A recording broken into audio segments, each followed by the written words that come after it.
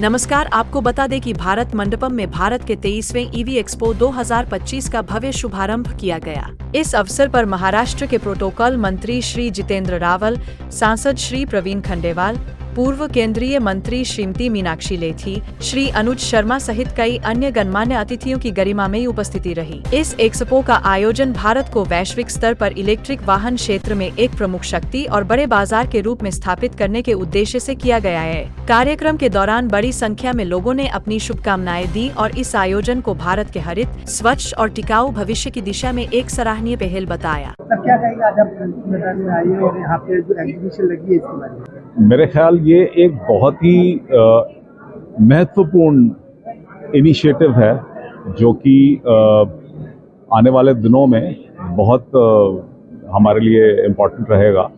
और इसमें जो व्हीकल्स अब आने वाली हैं उसमें पूरी तरह से भारत सरकार का और ऑल्सो जो एनवायरनमेंट है, आज आप अगर बाहर पीछे देखें खिड़की के बाहर तो ठीक से कुछ दिखाई भी नहीं दे रहा है आज।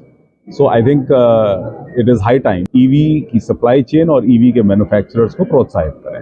लगातार ईवी के ये वाहन आ रहे हैं, लेकिन इसके बावजूद भी जो पोल्यूशन अभी दिल्ली में देख रहे हैं इसके ऊपर तक जा रहा है, तो क्या लग रहा है कि अगर सारे वाहन ईवी में आ जाएंगे तो ये पोल्यूशन पर कंट्रोल हो पाएगा? मेरा ख्याल सबसे पहले हमें वो करना चाहिए जो हमारे कंट्रोल में है, और ईवी व्हीकल्स हमारे कंट्रोल में हैं। हम किसी तरह से उनको पूरा ट्रांसफॉर्म कर सकते हैं, पहले वो कर लेते हैं। लोग हैं और बाकी डिपार्टमेंट्स हैं वो अपना कार्य कर रहे हैं, तो वो भी करेंगे। तो मिलके आपस में सहयोग करके, कोलैबोरेट करके आई थिंक हम विजय पा पाएंगे। सर, जो ईवी की चार्जिंग की अगर बात करें तो उसके चार्जिंग में अगर बहुत ज़्यादा प्रॉब्लम आने लगी, अगर बहुत ज़्यादा वाहन हो जाएंगे तो जैसे पेट्रोल पंप वैसे ईवी की चार्जिंग में वो कहाँ पे लगे, उसकी अगर प्रॉब्लम आई तो कैसे बताओ? और इसमें बहुत सारा इनोवेशन भी आ रहा है, किस तरह से हम बिजली ला रहे हैं, किस तरह से सोलर भी लग रहे हैं और हर तरह से इनोवेटिव चीज़ें आ रही हैं। तो मेरा ख्याल ये एक पैरेलल जर्नी है जो कि अच्छे से चल रही है। रूरल एरिया में अगर आप बात करें जहाँ पे रोड भी अभी कुछ जगह पर ठीक ठाक नहीं है, ऐसी जगह पर चार्जिंग स्टेशन बनाना और ये वाहन कितने कारगर साबित होंगे आपके साथ? देखिए, अगर हम आज से सवा सौ साल पुरानी बात करें तो शुरुआत मोबिलिटी की बिजली से ही हुई थी, लेकिन फिर बीच में फॉसिल फ्यूल इंजन आ गए और फॉसिल फ्यूल इंजन से जो हुआ वो हम सब देख ही रहे हैं। अब हम वापस ट्रैक पे आए हैं जिसमें ईवी के थ्रू हम मोबिलिटी को प्रोत्साहित करेंगे, क्योंकि इसमें बहुत सारे मेरिट सबको नज़र आते हैं। ये काफ़ी सेफ है, ये काफ़ी साइलेंट है, इसमें कोई धुआं नहीं है, इसके पिकअप वगैरह भी बहुत अच्छे हैं और ब्रेकिंग भी बहुत एनर्जी एफिशिएंट है। तो बहुत सारी चीज़ें हैं जो कि फॉसिल फ्यूल टेक्नोलॉजीज़ में नहीं थी। जैसे सीएनजी के वाहन भी हैं जो भी पोल्यूशन फ्री तरीके से माने जा रहे हैं और ईवी वाहन भी पोल्यूशन फ्री माने जा रहे हैं। तो कंपनियां अगर कॉस्ट की बात करें तो कौन सा वाहन जो ज़्यादा सस्ता पड़ेगा और किफ़ायती रहेगा लोगों के लिए, आम लोगों के लिए? देखिए, ये एक यात्रा है, एक जर्नी है। जब 100 साल पहले फॉसिल फ्यूल्स आए थे तो वो भी बहुत महंगे थे, फिर उसके बाद उनकी एफिशिएंसी भी बहुत कम थी, लेकिन धीरे धीरे हम ऑप्टिमाइज करते चले गए और 100 साल में हम लोग जो energy efficiency of fossil fuel है उसमें काफ़ी अच्छे से हम लोगों ने परफॉर्म किया है। अब ये दूसरी जर्नी है जो कि लगभग सन 1990-95 से शुरू हुई थी, विच वॉज सीएनजी। इसमें भी बहुत ऑप्टिमाइजेशन हुआ है और फाइनली अब हम देख रहे हैं कि बहुत एफिशिएंट गाड़ियां हैं। नेक्स्ट जर्नी इज़ ईवी, और उसी के साथ साथ थोड़े दिन बाद एक और जर्नी शुरू हो जाएगी हाइड्रोजन की। तो ये सारी जर्नीज़ हैं, ये शुरू होती हैं, बड़ी मुश्किलें आती हैं, धीरे धीरे सोल्यूशंस निकलते चले जाते हैं और फिर वो सोल्यूशन सस्ते होते चले जाते हैं। मेरा नाम अनुज शर्मा है, मैं ईवी एक्सपो का फाउंडर हूँ। देखिए, ऐसा है कि हमारा देश बहुत तेज़ी से तरक्की कर रहा है विकसित भारत की तरफ। 2047 का जो विज़न है, $5 ट्रिलियन की जो इकॉनमी है वो आपको यहाँ से आती हुई दिखेगी। और आप देखो कि इलेक्ट्रिक व्हीकल जो है वो आने से क्रूड ऑयल जाएगा, और क्रूड ऑयल जाएगा तो डॉलर का प्राइस नीचे गिरेगा।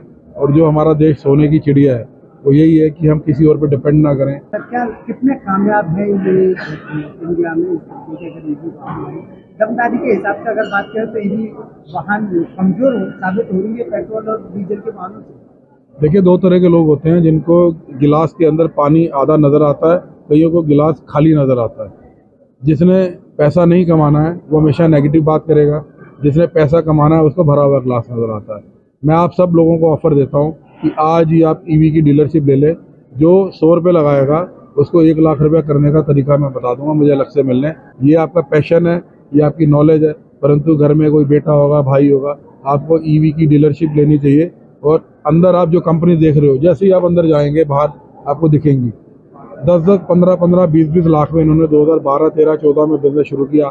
आज 500 करोड़, 1000 करोड़ की टर्नओवर पार कर चुके हैं और खुद भी तरक्की करे, देश की भी तरक्की करे। सर, मेरा एक सवाल है कि ईवी जब गर्मी का मौसम आता है, जब गर्मी तेज अपनी मानता होती है, उस समय में क्या ईवी वाहन कितने सुरक्षित है, जैसे वो इस तरीके से कितनी सेफ्टी पर्पज से ये कामयाब? ये जो मोबाइल फ़ोन है इसमें जो बैटरी है वही बैटरी उस गाड़ी के अंदर है, लिथियम आयन बैटरी, और 55 डिग्री तक ये बैटरी चलती है। 55 डिग्री के बाद इसमें एक ऑटो कट का सॉफ्टवेयर है, वो बंद हो जाती है, मतलब दुकान नहीं बंद हो जाएगी। तो जब भी आप गर्मी में गाड़ी चलाएंगे, हमारे देश में 45, 46, 47, 48, 50 डिग्री भी जाएगा, 55 तो जाएगा नहीं। पर कभी गलती से 55 चला भी गया तो अपने आप बैटरी बंद हो जाएगी, उसकी बत्ती बंद हो जाएगी, जहाँ गाड़ी खड़ी है वहीं खड़ी हो जाएगी। तो मैं आपके माध्यम से यही कहना चाहूँगा कि बिल्कुल डरने की बात नहीं है। जितनी भी ठंड पड़े, जितनी भी गर्मी पड़े, गाड़ी की बैटरी जो सी है उसमें ऑटो कट लगा हुआ है, वो अपनी सेफ्टी खुद जानती है, इंटेलिजेंट बैटरी है।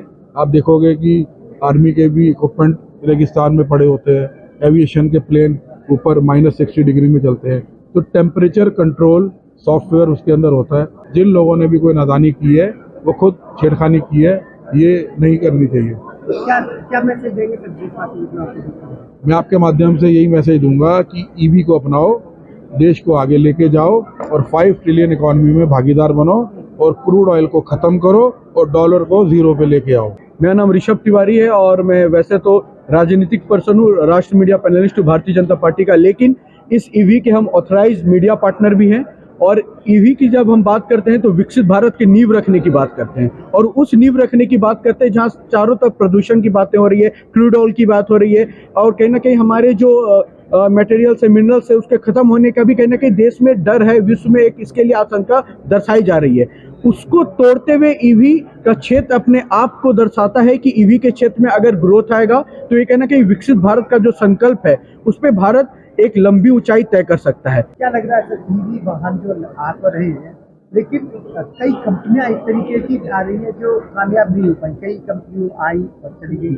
आप यहाँ पे एक्सपो लगाए, यहाँ पे जो एक्सपो में जो कंपनियां आई हैं तो कितनी आपके हिसाब से बेहतरीन है यहाँ पे आई?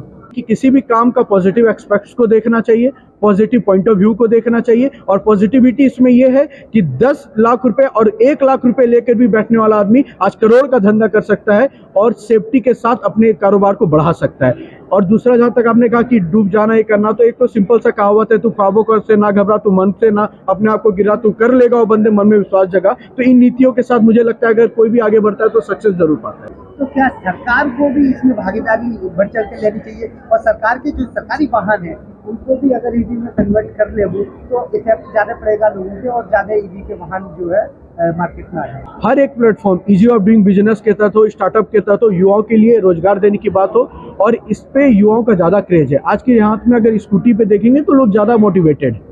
हाय, मेरा नाम शशांक जायसवाल है और मेरी कंपनी मार्केटिंग डूड है, which is a PR agency, और हम यहाँ पे ऑफिशियली यहाँ के PR पार्टनर है। तो जितनी भी मीडिया दिख रही है वो हमारे द्वारा इनवाइटेड है, और एक बहुत अच्छी मुहिम है।